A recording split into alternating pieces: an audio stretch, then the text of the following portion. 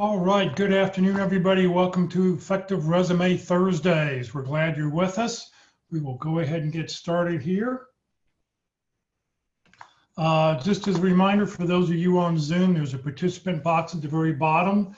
I know that our Carol will be asking questions, and when you click on the little participant box, up will come a place that you can answer yes, no, or raise hand. So please be aware where those are at, because I know that we will use those during the session today.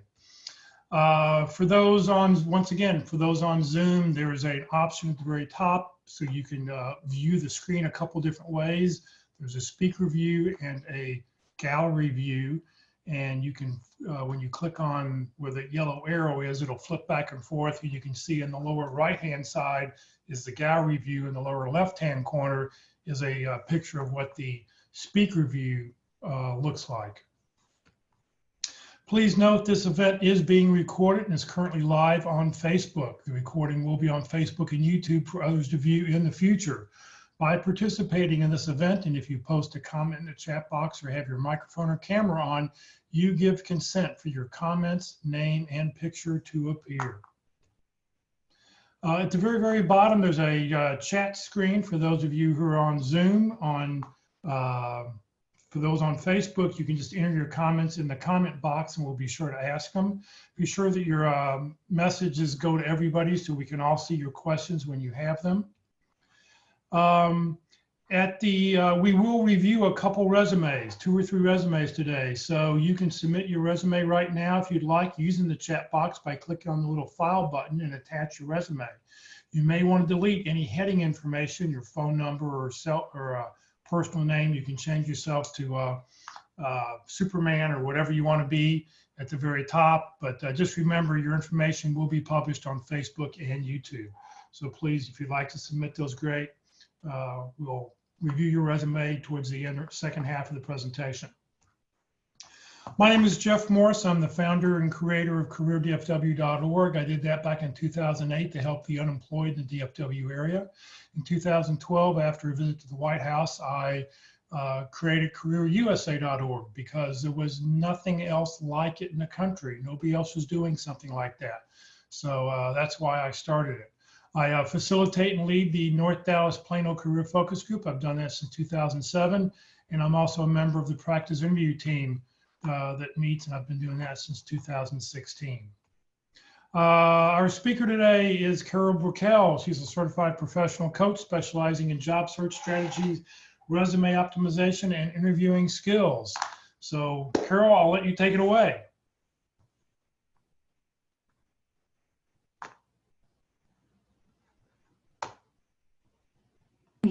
So you can see my presentation materials. I just welcome unmuted to everyone you. Who has joined. I just unmuted you, so whatever you said at the beginning, nobody heard. Oh, okay. I didn't even notice that. Okay, I will start all over again. I was just welcoming everybody and applauding people for taking the time to attend the session, but I was going to be sharing my slides. And Jeff, can you see my cover slide okay? Yes, you're good. Good. And I'm going to pull up the participant box myself, as Jeff mentioned, and also the chat box. And if you see me looking over here, I'm looking at my second monitor where I am monitoring the chat box. And thank you, we do have, so far we have one resume. And we could take, and I think a second person has volunteered as well. Send a note about it. You're welcome to send yours as well. So I'm going to save this resume so that we can look at it, and thank you for volunteering. Good, looks like we've got a good sized group here today, and welcome.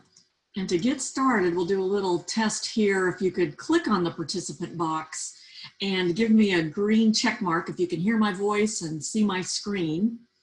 That way I know everything's working. See one green check mark.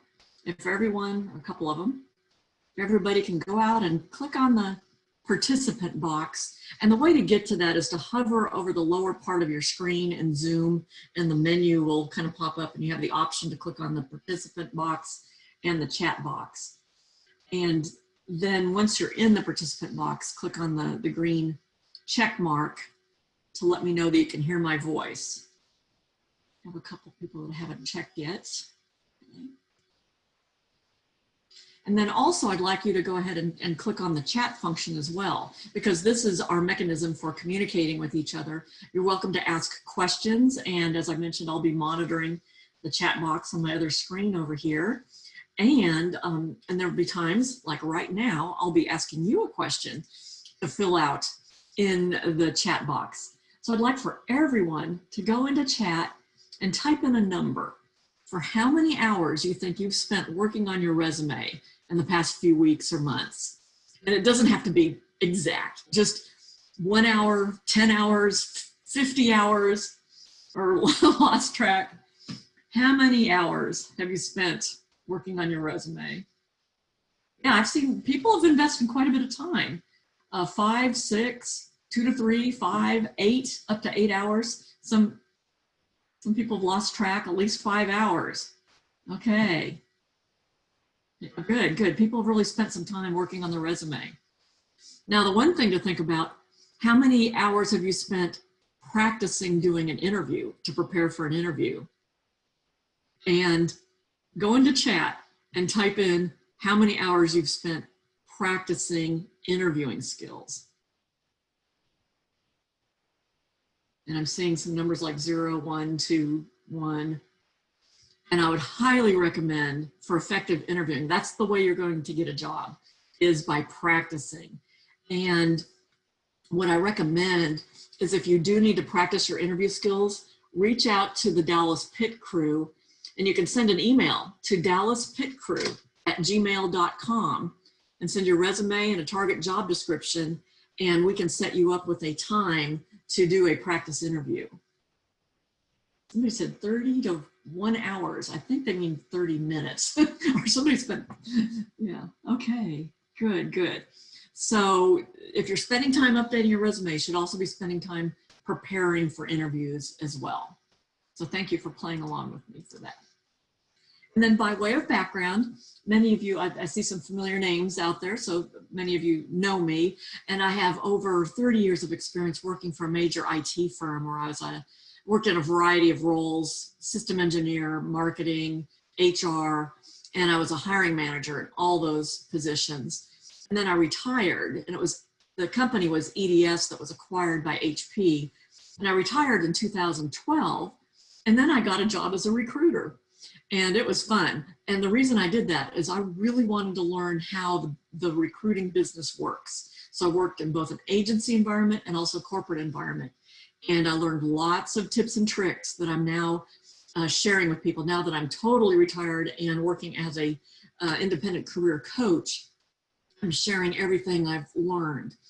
And I've placed candidates in a variety of different positions: IT, accounting, finance, administrative, project management. And as Jeff mentioned, I also serve as a pit crew panelist and coach. We also have another pit crew panelist on the line with us as well. That's Janice Hendricks is on the line with us as well. So we have another expert out there. And then this past year, I also got certified by the Professional Association of Resume Writers and Career Coaches. And to do that, I had to take a 70-question essay test, which sounds terrible, but I actually had a lot of fun doing it. Okay, good, good. So this is our agenda for our session today. And if you've been through one of these resume sessions before, go into the participant box and hit the green check mark. If you haven't, hit the red X. If you've never seen our Effective Thursdays resume session, hit the red X. I'm seeing some returning people and some new people. That's great. And what I do every week is I always try to bring in some fresh content. And so I've got a special treat for you today with some fresh content. And then there are some basic formatting things that we like to review every time. And we tell different stories every time. So we try to keep it fresh every week. Good. And so we'll talk about just a few quick reminders about applicant tracking systems when you're applying online. And then I'll share some important tips that I've gathered for you this week. And this is the fun thing I wanted to share with you. And then we'll walk through some key components of a resume, see if you have any questions, and then we will go into our resume review. And so far I've received one volunteer If anybody else would like to volunteer to share your resume, we may have time. And Jeff can let us know if we need to wrap up 10 minutes before the top of the hour, or yeah, we do need to wrap up. So we may only have time for one, but if somebody else wants to submit their resume, if we have time, we'll try to look at it as well. And it's an opportunity for us to, comment on what looks good and any thoughts that any of us might have to make it better. So this is a, friendly, safe learning environment. And just a quick review for some of the people that have seen this session before, and information about applicant tracking systems. These are systems like iSIMS, Taleo, part of Workday that's applicant tracking related. When you go online to submit your resume, those are called ATS systems. And what they do is they read the information into your, sorry, I was just laughing at the comment that just came up in chat. Somebody is suggesting, don't be scared, y'all. I've done it before. They've submitted their resume to be reviewed. So she said, don't be scared. It's a kind and gentle environment, and we're all here to help each other. So thank you for that comment. And back to applicant tracking systems. What they do is they read the data actually in your resume. They parse the data and put it into data files. So when you upload it, you don't want to have any special characters in your resume, because that could throw off that data reading or that parsing process. But what you do want to do with your resume is make sure the keywords align to the job that you're applying to, and we'll show some examples of how to do that. And there's a cool tool out there called jobscan.co, where you can compare your resume to a sample job description to see if you're a 30% match or a 70% match. And it'll tell you if you need to kind of work on some of those keyword matches.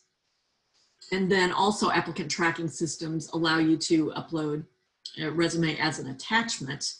And that's usually the one the recruiters are clicking through all the 300 applicants. They don't get through all 300, maybe the top 10%, maybe, if their phone doesn't ring and they don't get busy, but they just, click on those resume attachments.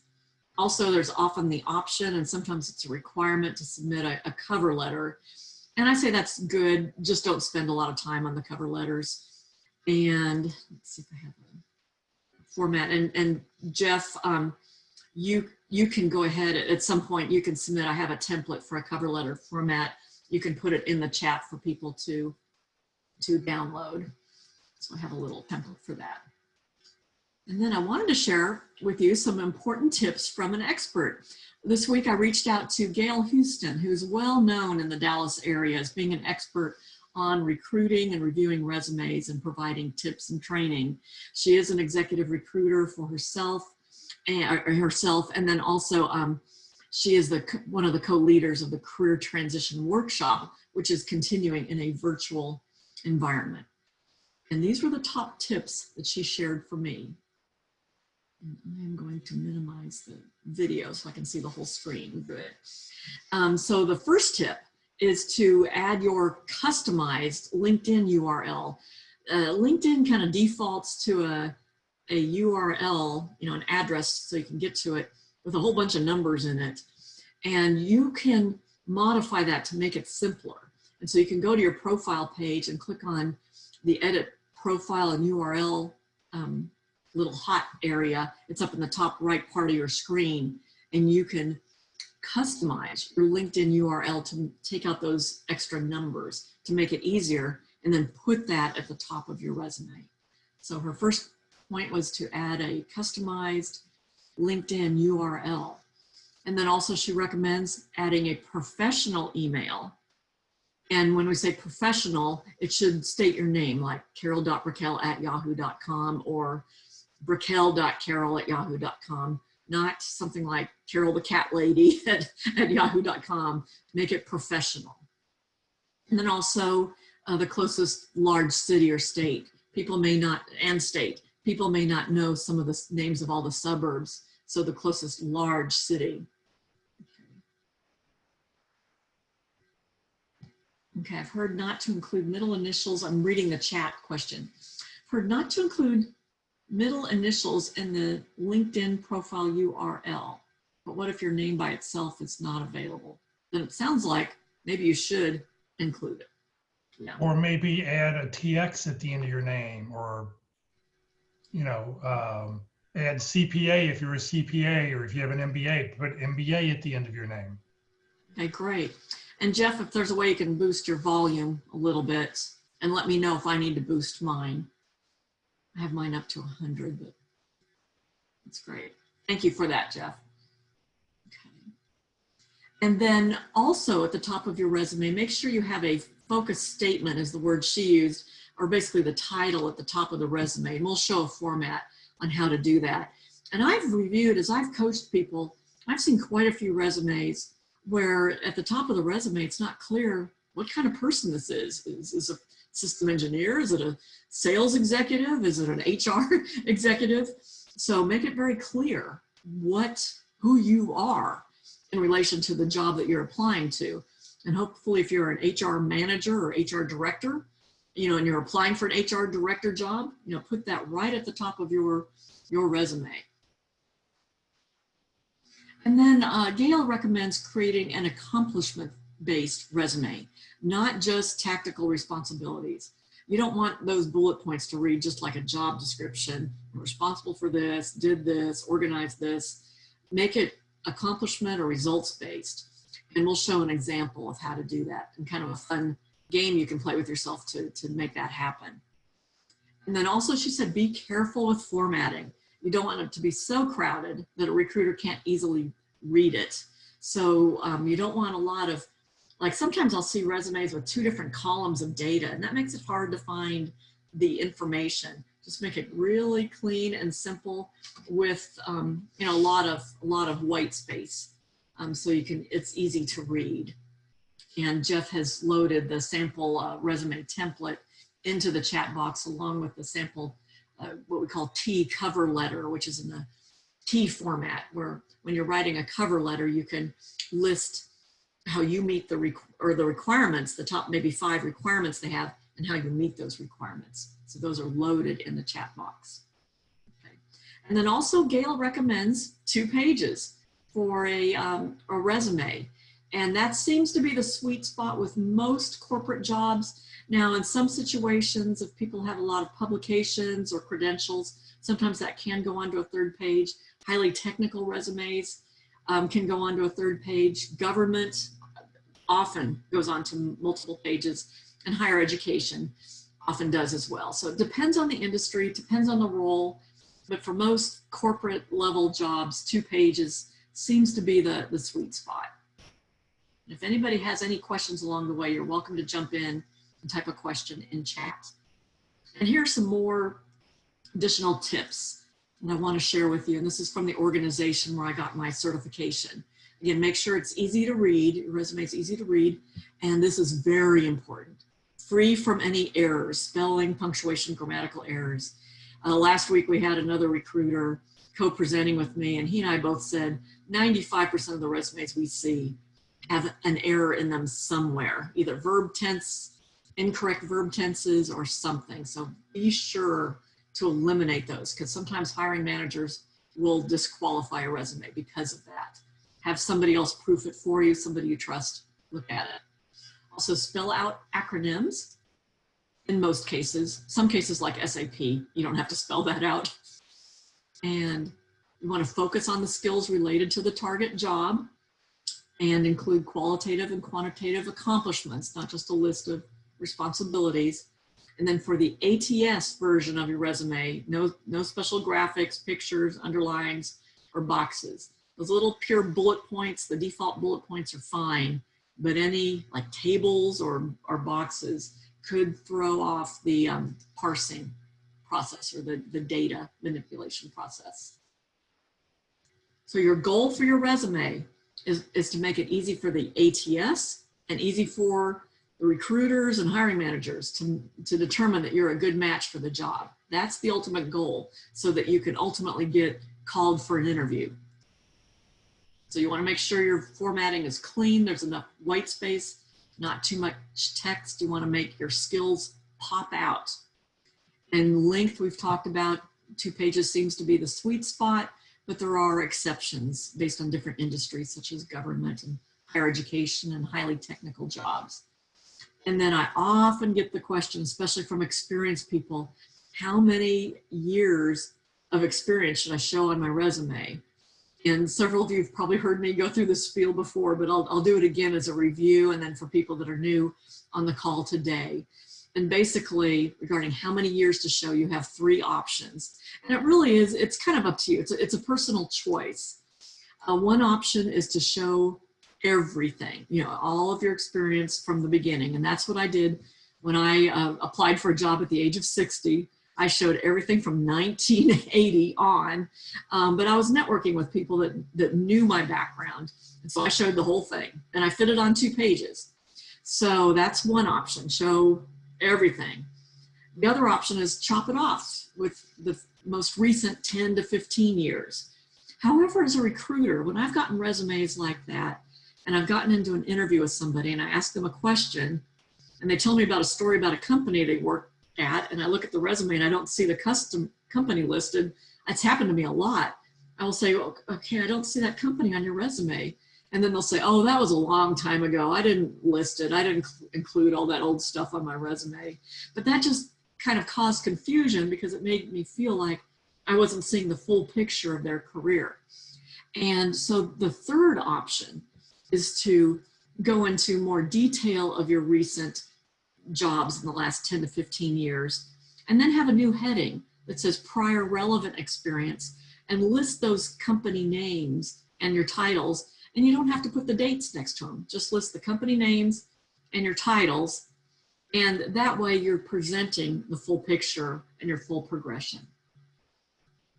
And once again, if anybody has any questions or even comments to add, because we have several experts out there in the audience today, and thank you for joining us. If you have any questions or comments, feel free to add them in the chat function. And now we will talk about the key components of a resume.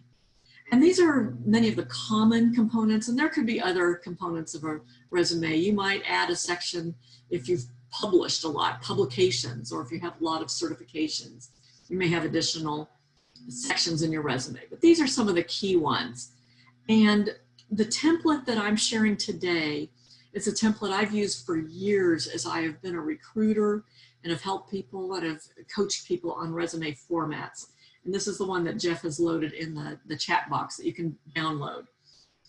And it's also very similar to the version that they taught us when I went through my certification.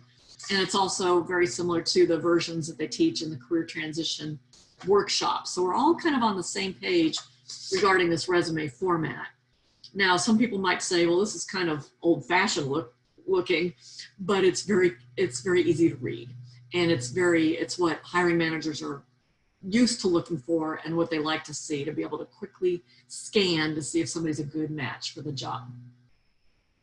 Okay, and I got a good comment here in the chat box. Somebody submitted their resume to jobscan.co, and it dinged me for not having the job title I was applying for. Yes, the position was unique, my experience aligns.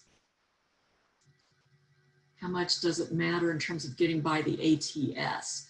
I would say as long as your resume matches a lot of the keywords, that's appropriate. And we may need to talk offline about the job title, because you want to be careful about the job title you put at the top of your resume, because I'll tell you a funny story. One time I was coaching somebody who had a technical sales background and he wanted to make a career change and be a technical recruiter.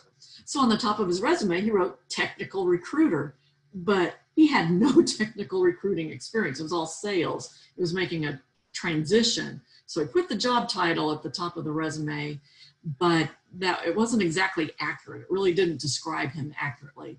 I think we either changed it on his resume, so it just said profile, then it said technical expert with experience supporting recruiting, because he did have experience in interviewing as a team member. So you want to be accurate. You don't want to lie on your resume. So so the person that submitted that chat, if we need to talk offline, you can reach out to me on LinkedIn, and we can certainly do that. And I will also mention to especially people that haven't heard my presentation before, that during this pandemic year, I am offering a free career coaching session to anyone who has a need. during this time. And you can reach out to me on LinkedIn. Again, my name is Carol Brickell, and my schedule kind of books up, but I'm able to work everybody in and do coaching sessions either on your resume or just job search strategy, how to get more phone calls, how to follow up when you've applied for a job, and then also how to prepare for interviews. And then the other great way to prepare for interviews is to reach out to Dallas Pit Crew at gmail.com and request an opportunity to do a test practice interview. Okay, great. So these are key components of a resume, and we'll walk through each of them in the next few slides, starting with the heading page, the top of the resume. This is where you have your name and your contact information, your email address, and you want to, on your email, as Gail Houston mentioned, to make it very professional. And don't use something like carolthecatlady.com or something like that. And use your LinkedIn profile or URL, the address to get to your LinkedIn profile page. And you can modify that by going to your LinkedIn profile. All right. And then I'm reading a chat that came in that somebody said regarding the job title at the top of the resume. A few times I found myself applying for 2 different jobs, the same company. So I put a more general manager title at the top of my resume. And that's actually a very good idea to do that. So then I would just say be sure in the profile section to make it a little more specific and modify for each one of those jobs. So you may, even though you're applying for 2 different jobs, you'd probably modify your resume for those 2 different jobs. And again, if we need to talk through that offline, feel free to reach out to me. And the latest and greatest regarding your heading and address information, you do not need to put your physical street address. There have actually been some employment law issues relating to that, so we recommend keeping that off. You can put the closest major city, and you can put the zip code if you'd like. And the summary section, this is my favorite part of the resume because this is where you can really easily customize it for your for every job that you're applying to. And this is where you can put the title based on your experience and the job you're applying to, and your profile. And this should be no more than 3 or 4 lines at the very most, with a statement of who you are as a professional, highlighting key skills that you have that match what they're looking for in the job description. And then also areas of expertise. This is a great place to highlight key skills, again, that they're looking for in the job description. And I recommend modifying this and modifying any supporting bullet points every time you apply for a job. It's worth those extra few minutes, because otherwise you won't get called by the recruiter if it's not a match. And then underneath areas of expertise, you can add a section called key accomplishments. This is kind of an optional section, and it's very applicable, especially for people in very quantifiable roles, like sales roles where you have a lot of targets, or recruiting roles where you have a lot of targets. And list those accomplishments, the kind of a summary over your last 10 or 15 years under key accomplishments. And that can really make your resume pop. So that's a good little optional section you can add prior to the professional experience section. And professional experience section should be in reverse chronological order and not a functional resume. Hiring managers like to see the full chronology. They like to see the full story of your career and see any gaps and see the progression. Make it easy to read in terms of the company name in bold and the dates that you're at the company over to the right. Make sure the verbs are parallel, meaning no mixing up of past and present, some ending in ing, some ending with s, some not. If it's a present job, current job, make all the verbs present tense. There might be a situation where you had a one-time project and you developed something that was implemented. Maybe put that towards the bottom of your bullets, and that might be in the past tense because it was a one-time thing that was completed. That's okay. And then for past jobs, definitely everything in the past tense and make them all parallel. And then for every job, you should limit the number of bullets to 5 to 8 bullets per job. I've seen some resumes where it will go on for 15 or 20 bullets, and a hiring manager will never be able to absorb that much information. And the bullet should focus on results, and it shouldn't just read like a job description. And now I'll give you an example of how to make that happen. And this is based on a real story. When I was coaching somebody, and on one of their jobs, one of their bullet points was, it was a good one. They had a bullet point, develop Visual Basic programs to automate the conversion and migration of data. That's pretty good. But I asked him, so what? And that's a funny way of trying to get to, what was the impact? What was the result? What was the outcome?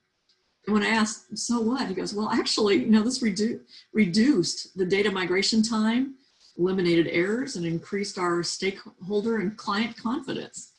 So what he ended up doing was rewriting that bullet and starting with a stronger verb, reduced data migration time by 90%, eliminated errors, and increased stakeholder confidence by developing this Visual Basic program. And I had a question. What if you've not worked in over a year but attended school for certifications? Should you put the school in experience? That one we might need to talk through a little bit, the best way to do that, because there could be some additional options. And yeah, if you haven't worked for a year, but you have a lot of things that you've done, sometimes people add under their professional experience things like community leadership, maybe, and education. And you could list a couple of bullets, and you could list a couple of places where maybe you volunteered, especially if it's been in a leadership position, to demonstrate that you're taking a lead. And then you could also say, attended or achieved certifications, and then list all of your certifications down below. So you could do something like that, but if we need to talk through that in more detail, feel free to reach out to me. So that's a very good question. And it does make your resume more valuable if you can put something at the top of your resume showing that you're actively doing something, you could say from April 2019 to present. I would say community leadership and education and continuing education could be something like that. Good question. Then I often get the question, or I often see actually an issue on resumes relating to multiple roles at one company. In fact, I was reviewing a resume yesterday where a person had 3 different jobs at a company, but they listed the dates out here to the right. So at first glance, it looked like they were a job hopper, but actually they worked for the same company and had different roles, and it showed a really nice progression. So in these situations, what you want to do is on the line with the company name, put the full years, and thank you, Jeff, for annotating that for me. Thank you. Put the full years that you were there at that company from 2004 to 2012. And then for each role, in parentheses, you can put the dates for the roles that you played in those companies. And so that shows a couple of more positive things that way. It shows longevity with that company and also shows progression that you were promoted. If you've not worked in a year but attended school for certification, should you put the, okay, it's the same question. Okay. I was looking at the chat again to see if we had a new question come in. All right. And then another question I've received is how to handle companies that have changed names. And for example, when I retired from HP in 2012, I had started with EDS, and then HP acquired them in 2008. So on my resume, what I did was I put the current name of the company followed by the old name. So I put HP, formerly EDS. Or another way I could have done is I could have said EDS acquired by HP in 2008. And then somebody asked a good question about months and years. And that's kind of a personal situation. If you've worked for 38 years like I have, putting all those months and years gets kind of cumbersome. So on my resume, I just put the years. However, in most ATS systems and on LinkedIn, they do require months and years. So you want to keep track of that. And if it's not too cumbersome or doesn't take up too much space on your resume, you could put month and year if you'd like. So it's kind of a personal preference there. Somebody asked a good question. Is it okay to shorten it to FKA? And that's an acronym, so I would say probably not, formerly known as. So you could say HP Enterprise, formerly known as EDS. You could say that as long as you spell it out, but I would not recommend using FKA. Most people might know what that means, but not everybody. And then you want to list any degrees, education, and be sure, like let's say you've gone to school for 3 years, but you never obtained your bachelor's. Don't say bachelor's, just say the name of the school and the years that you were there. You might say degree program or something, but don't say bachelor's. I've seen that on resumes and I've had to ask candidates, so do you actually have a bachelor's degree? And they'll say no. And you want to make sure it doesn't look like you're fabricating something on your resume. And believe me, I've seen some fabricated resumes in my history. Unbelievable. And then also listing software skills is important. And sometimes I get the question, should we put Microsoft Office or Microsoft Word and Excel? Doesn't everybody know that? But if it's in the job description, you'll get an extra point for keyword search if you put it in your resume too. So if it's in the job description, I would say go ahead and put it there.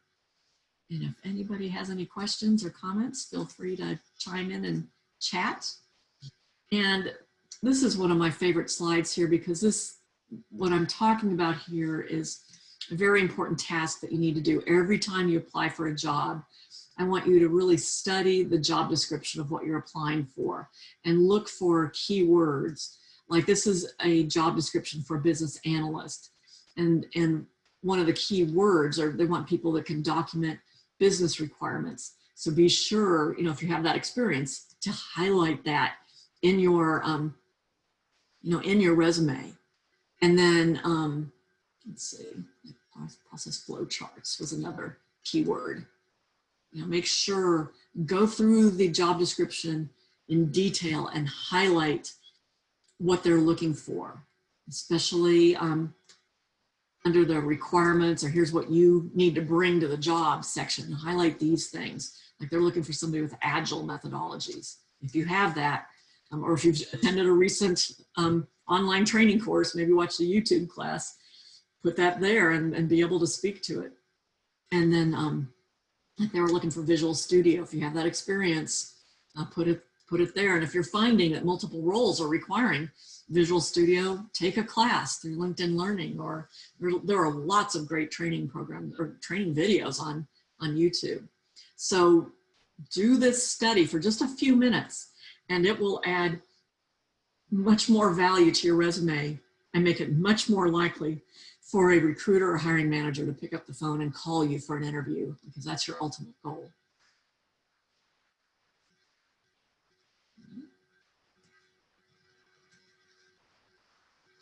And then at this time, I'll pause to see if there's any questions, and then we'll go into reviewing the resumes. And somebody had a question regarding putting your name and contact info in the header. If you've decided to put it in the body of a Word document and your resume is more than one page, doesn't that have potential to mess up the second page formatting? Yes, and that's a good point. So I want to clarify a couple things. This top information on your resume, the top part with your name and everything, don't put that in a header in like Microsoft Word. Make it part of your text, because applicant tracking systems don't pick up information from the header. So you want to put it in the text of your document. And then there are a couple schools of thought regarding going on the second page, whether you should, include your name and say page 2. You can do that, but you don't have to, because now in the days of electronic emails, most of the time recruiters are just looking at it electronically and they don't need to see it duplicated. So, so I wouldn't recommend, making a full header for your second page. If anybody else has any comments or questions about that, feel free to chime in. Okay. And while I'm waiting to see if there's any questions, I'm now going to share a screen. And I think I got a second, maybe. I think we just have the one resume to review. That's good because we just have really time for one. And so I'm going to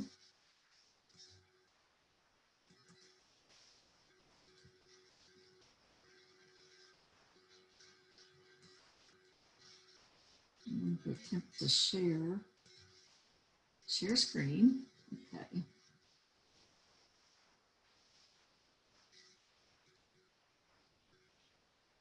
Let's hold on a second.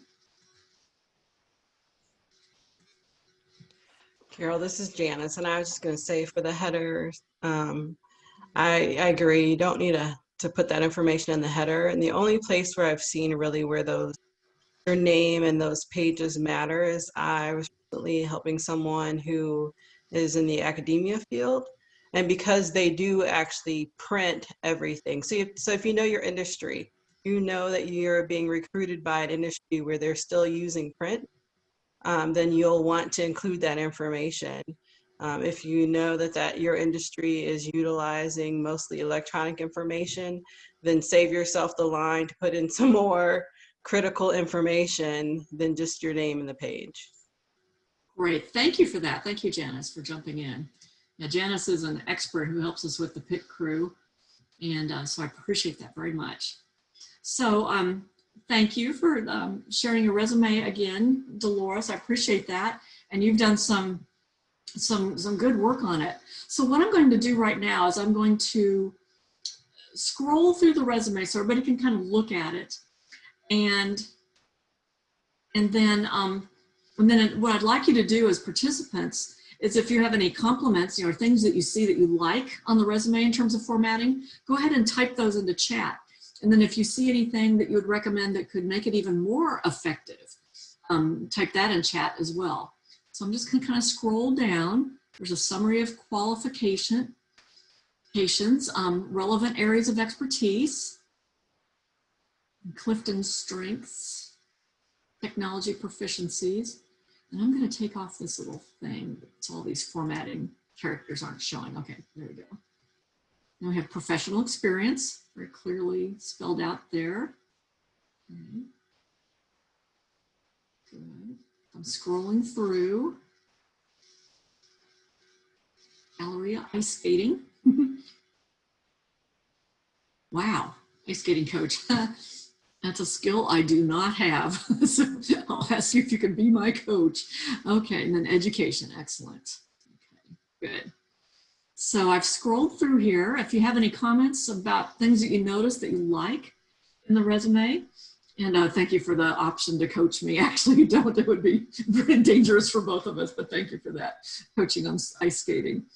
So if anybody has any comments about things that they like, go ahead and enter them in. Any suggestions, feel free to make any comments in chat. And then also I'll open it up to Janice, who's one of our experts online. Janice, at any time you can speak, go off mute and speak. And Jeff, also, if you have any comments as well, because I know you have extensive experience reviewing resumes. And somebody in chat is asking a very good question about Clifton Strength Finders and putting that on a resume. My personal opinion, and this is just me, and I should have made this disclaimer up front, when you ask for input regarding resumes, every person you ask will give you a different opinion, probably based on their experience.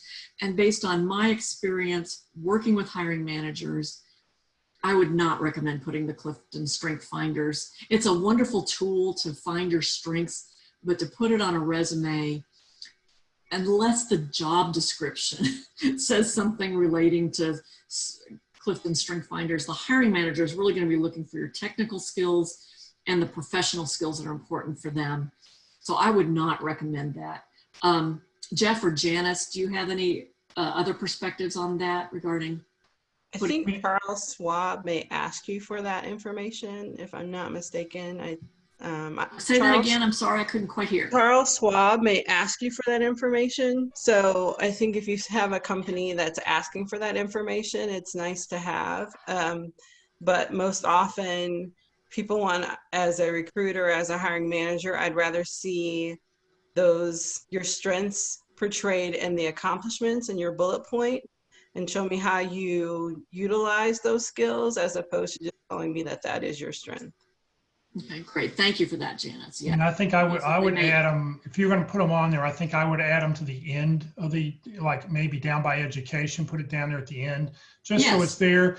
I did see a job posting about 2 weeks ago, and it asked for this information. They said, if you don't have it, you need to go online, take the test, and submit those with the application. So it's nice to know, but not on the first page. Yeah, not on the first page. That's very good. Very good. Good. Okay, good. And somebody likes the bullets between relevant areas of expertise. Yes. And I like those as well. And as a recruiter and a hiring manager, I find it a little easier if they're in columns, because otherwise they tend to kind of run together a little bit. So, so that's a little bit of a preference, but that's my perspective. And like Gail Houston mentioned, make sure there's white space. That makes it easier to read. If the bullets kind of run together, it makes it harder to read. And so under the summary of qualifications, most experts recommend that this area be 3 or 4 lines at the very most. If it's longer than that, it's hard to absorb all that text. And people don't read that much text anymore, sadly. Okay. And somebody commented to decrease that down to 3 lines. Yes. Okay. Also, I noticed on the second page, there's some space at the end, blank space, which tells me you can add more white space, bring in your margins a little bit more, a little bit more white space in there along the sides and whatever, just so that you spread your resume and go ahead and fill up the 2 pages. If you're going to have a page and 3/4, make more white space to get it up to 2 full pages. Okay, good. Thank you for that. And I noticed on this top line here, this isn't a header. So all this information will not be picked up by the ATS system. So you won't pick up your phone number, or so do not put the heading information in a header. Put it down in the body of the text. And I noticed there is a special character, that up and down line. That's a special character that could throw off an ATS system in reading your data as well. I'm going to research that a little bit more. And Dolores, I don't know if you need to put your middle name on there, or if that's your maiden name. I don't know if that's important because it's not part of your LinkedIn profile. You may want to put it on an application because it's a legal document, but this is not a legal document. So if you want us to call you Dolores Henry, that's what you're sort of implying when you put in whatever you put on your resume should be what you want us to call you. Yeah, good. Okay, excellent. And I think we just have maybe, I don't know. Oh. What I'd recommend is, Dolores, is look at the formatting of company name, putting the dates out here. And I don't think you have to have this much information about the company. Maybe 1 line if needed, because that takes up extra space on your resume. And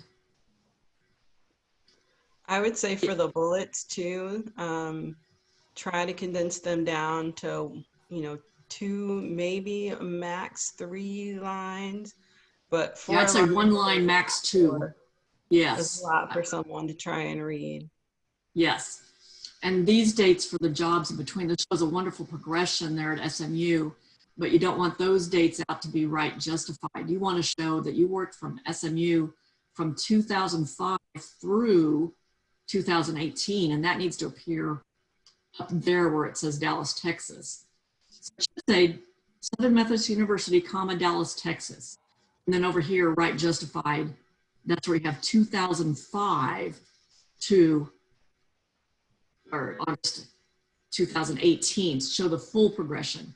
And then these sub jobs, the job for each job, put in parentheses, but don't justify those. So, okay. That's good long progression. All right. And I think I'm out of time. Yeah. Carol, thank you very much. I know, yes, we are a bit out of time here. So Carol, thank you very much. Janice, thank you for joining us this week. I know Janice will be our primary speaker next week, so you get to hear a different thing. One of the things I've always talked about when it comes to resumes, and like Carol said, you could get 15 people in a ring and have a knockdown, drag out fight because no one will be able to agree on what it is they want, because everybody wants to see something that they're used to seeing. So there is no perfect resume. So don't get yourself hung up on that, trying to do that. All right, let's see. If you'd like to, please join us tomorrow. The North Dallas Plano Focus Group at 9:30 in the morning is going to be talking about, our speakers are going to talk about thinking about consulting. Perhaps you can leverage your expertise to start a consulting business. So you can join us on Facebook or on Zoom. The information is on the Career FW calendar for more information. Be sure to join us next Tuesday. We'll have LinkedIn Tuesdays, interviewing Wednesdays on Wednesday at 1 o'clock, and then resumes at next Thursday. I'm going to skip the next couple slides here. Just as a reminder, these sessions are being recorded and they're on the Facebook page of Career DFW. They're going to be on the Career USA YouTube channel in about an hour and a half from now. Please look and subscribe to both. This is what the Facebook page happens to look like. When you go to it, please follow us. If you do follow us, you'll be able to get an alert on your phone when we are live. And then the blue arrow is where the videos are at, and you can go back and see all the videos, and I do have them grouped together by topic, so you can see all the resume interviews together, all the interviewing resumes, all the interview seminars all together. On YouTube, once again, same kind of thing. You'll be able to see, if you click on playlist, you'll be able to see all the playlists, and then if you go underneath it where it says view full playlist, you'll be able to see all the different lessons that we've got that have already been recorded. You can go back and you can watch those anytime. So just as a reminder, Career DFW is a 501c3 nonprofit organization. We survive on donations. We have no full or part-time employees. Carol, Janice, all the speakers are all volunteers. They all do this out of the goodness of their heart. I've been a volunteer leading this for the last 12 plus years. We're just here to help give back. Please consider, when you do get your next job, making a donation so that we can continue to do the work that we're doing to help other people who are unemployed. And if your company offers matching donations, please look up the Career DFW name, because you can allow your donation to double. If you don't see our name on the list, please contact me and I will get our name on the list. And I've done that a couple of times already. So thank you very much for being with us. We'll see everybody. Have a great weekend if we don't see you tomorrow morning. Thank you, Jeff. Thanks, Janice. And thank you, Dolores, for volunteering your resume. Appreciate it. Anytime. Thank you so much for all the help. Thank you. Have a good weekend. Welcome. Bye, y'all.